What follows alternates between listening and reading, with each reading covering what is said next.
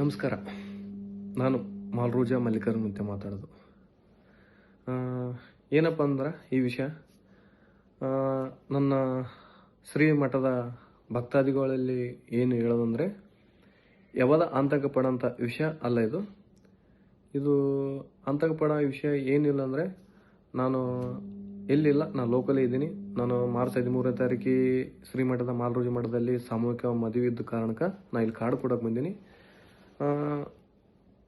ಮಠಕ್ಕೆ ಪೊಲೀಸ್ ಸಿಬ್ಬಂದಿ ಕರೆ ನೀಡ್ಯಾರಂತ ಕೇಳಿಬಿಟ್ಟೆ. ನಾನು ಖಂಡಿತವಾಗಿ ಅವರು ಯಾವಾಗ ಕರೆ ನೀಡ್ತಾರ, ಯಾವಾಗ ನನಗೆ ಬಾರಂತ ಕೇಳಿಬಿಟ್ಕೊಂತಾರ, ಖಂಡಿತವಾಗಿ ನಾನು ಅವ್ರ ಹತ್ರ ಹೋಗಿ ನಿಲ್ಲಕ್ಕೆ ನಾನು ಸಿದ್ಧನಾಗಿದ್ದೀನಿ.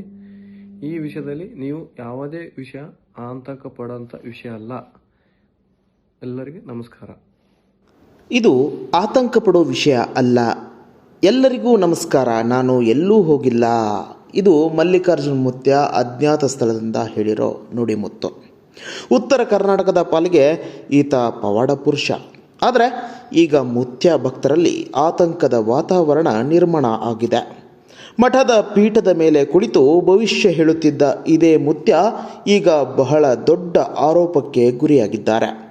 ಅಪ್ರಾಪ್ತ ಬಾಲಕಿ ಜೊತೆ ಮುತ್ಯ ಮಾಡಬಾರದನ್ನು ಮಾಡಿರೋ ವಿಡಿಯೋ ವೈರಲ್ ಆಗಿದೆ.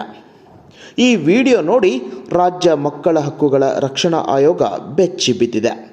ಪೊಲೀಸರು FIR ದಾಖಲಿಸಿ ಮುತ್ಯನ ಬಂಧಿಸಲು ಹೊರಟಿದ್ದಾರೆ. ಪೊಲೀಸರು ಮಠಕ್ಕೆ ಬರುತ್ತಿದ್ದಂತೆ ಮುತ್ಯ ಕಾಣೆಯಾಗಿದ್ದಾರೆ. ಅಜ್ಞಾತ ಸ್ಥಳಕ್ಕೆ ಜಿಗಿದಿರುವ ಮುತ್ಯ ಅಲ್ಲಿಂದಲೇ ವಿಡಿಯೋವೊಂದನ್ನು ಬಿಡುಗಡೆ ಮಾಡಿದ್ದಾರೆ.